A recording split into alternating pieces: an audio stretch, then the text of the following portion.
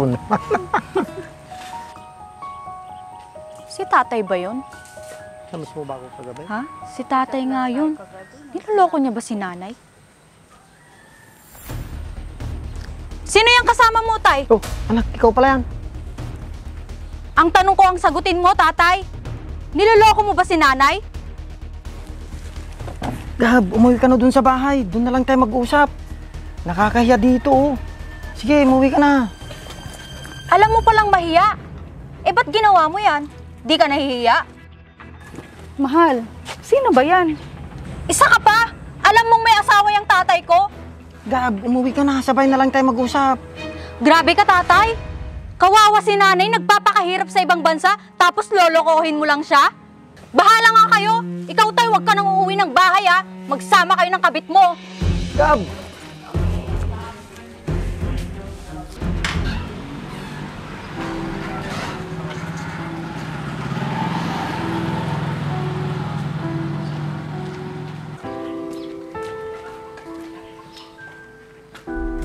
Ote, ang aga mo yata. Wala yung teacher namin. Huwag mo muna akong kausapin. May problema ba sa school, te? Parang bad trip ka. Walang problema sa school. Si tatay ang problema. Ha? Bakit? Paano si tatay? Hindi na paano. Ang tanong, anong ginawa ni tatay? Ha? Ba't ganyan ka makapagsalita kay tatay? Anong ginawa niya? Ang tatay kasi, pinagpalit na si nanay, porket nasa malayo lang siya. Sigurado ka pa sa sinasabi mo, ate? Baka nagkakamali ka lang. Totoo yung sinasabi ko, kitang-kita ng dalawang mata ko. Eh di nakita ka rin nila, ate? Oo, nilapitan ko pa nga sila eh. Nagulat pa nga sila nung makita ako. O ano nasabi naman ni tatay? Wala, ang sabi niya muwi na lang daw ako. Dito na lang daw kami sa bahay mag-uusap. Ha? Grabe naman si tatay. Kawawa naman si nanay nagpapakahirap sa ibang bansa. Yun na nga eh. Kaya hindi ko mapapatawad si tatay.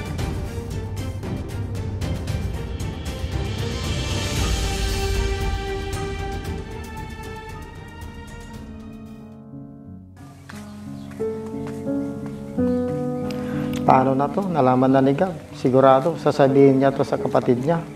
Ngayon ko, napagtanto na malaking kasalanan pala yung nagawa ko. Baka masabi pati na rin sa nanay nila, ano ba kasi itong nagawa ko? Hindi ko talaga siya mapapatawad. Sasakripisyo si nanay sa ibang bansa, tapos ganito yung gagawin niya. Ano ko kaya sasabihin kay nanay?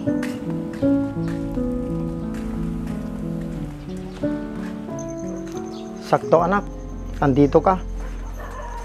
Pwede ba kitang kausapin? Anong pag-uusapan natin? Wala tayong dapat pag-usapan. Anak, alam ko. Anong alam mo? Wala kang alam. Tsaka huwag ka na magpaliwanag. Sapat na yung nakita ko. Parang nag-aaway si ate at tatay, ah. Ate, tama na yan. O ano, nahihiya ka? Andito si Sam. Ba't di mo sabihin yung nakita ko? Anak, pag-usapan natin to ng maayos. Malandi ka kasi. Tapos ngayon mahihiya ka? O Sumusobra sige, ka! ituloy mo. Nang malaman din nanay lahat ng kalokohan mo. Tama na po.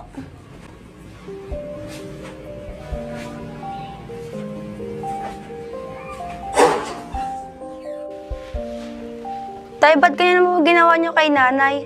Idol pa naman kita tapos ganyan. Anak, alam ko, nagkamali ako. Nahiya nga ako sa inyo eh. Pasensya ka na anak. Nangyari na ang dapat mangyari. Naintindihan ko po yun, tay. Pasok na po tayo sa loob. Oh, dyan ka lang. Hindi ka na pwedeng pumasok dito sa bahay. Ayan yung gamit mo. Lumayas ka na dito. Grabe ka naman. Anong karapatan mo na palayasin ako dito sa sarili kong bahay? Mula nung niloko mo si nanay, nawalan ka na ng karapatan dito sa bahay. Ikaw yung anay sa haligi ng tahanan. Kaya umalis ka na. Ate naman, huwag mo naman gawin kay tatay yan. Tatay pa rin natin siya. Hindi ko na siya tatay, at saka hindi ko na siya mapapatawad. Ate naman. Ay hindi! Pumasok ka na sa loob! Umalis ka na!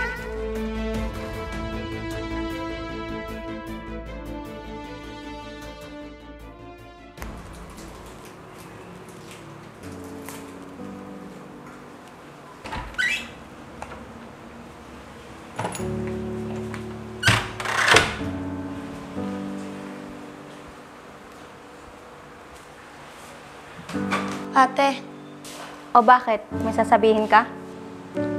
paano kaya natin sasabihin kay nanay yung nangyari? Yun nga din yung pinag-iisipan ko eh. Ayoko pa man din malungkot si nanay. Siguro wag na muna natin sabihin. Pero ate, kailangan pa rin malaman ni nanay yung nangyari dito sa bahay. Paano kaya to? Ang hirap sabihin kay nanay. Nag-iisa lang siya doon. Ayoko pa man din siyang ma-stress. Sige ate, ikaw na po bahala. Sige.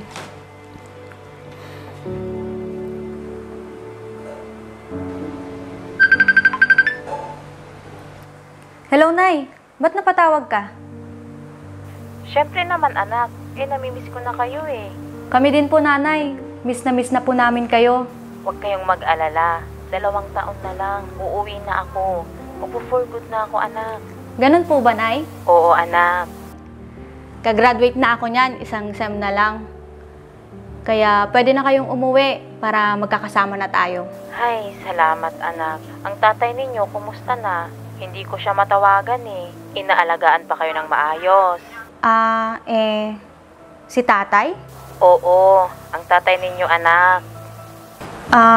Inaalagaan naman po kami. Sige anak. Andiyan na yung amo ko. Magpapaalam na ako Mag-ingat kayo palagi. Sige po, Nanay. Ingat po kayo palagi dyan. Tsaka huwag nyo na kaming alalahanin dito.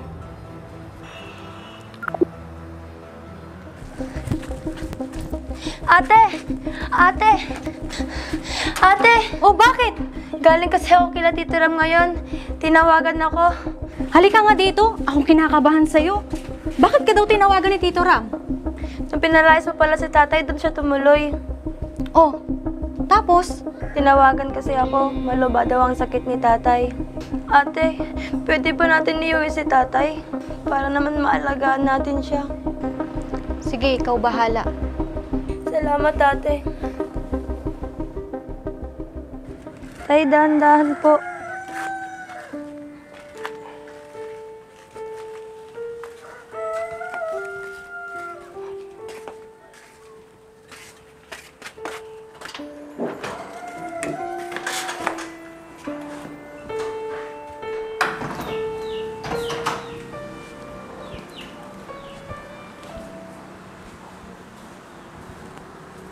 Dali lang, tay. Kukulang pa ako ng ulan.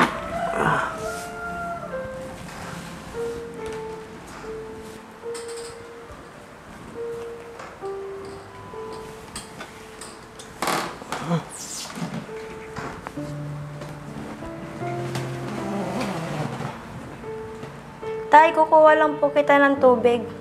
Sandali, anak. Bakit po, tay? Anak, salamat. Sa lahat ng ginawa ko sa inyo, binili mo pa rin akong alagaan. Ano ka ba, tay? Kahit baliktarin man natin ang mundo, ikaw pa rin ang tatay namin. Anak, pasensya ka na. Sana mapatawad mo ako. Tay, matagal ko na po kayo napatawad. Anak, saan si ate mo? Ate,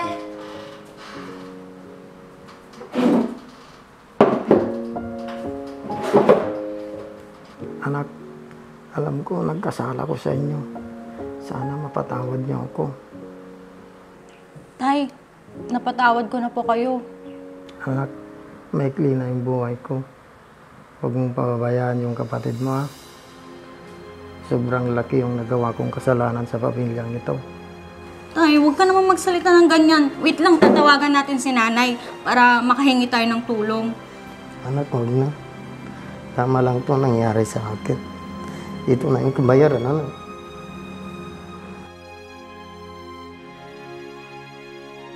Tay, alam niyo ba, nalulungkot akong nakikita ko kayo na ganyan. Galit na galit ako sa inyo, pero mas nagagalit ako sa sarili ko. Naku, anak. Ako dapat humingi ng tawad sa inyo sa lahat ng mga nagawa ko. Huwag mong sisihin ang sarili mo. tay, huwag mo naman sabihin yan.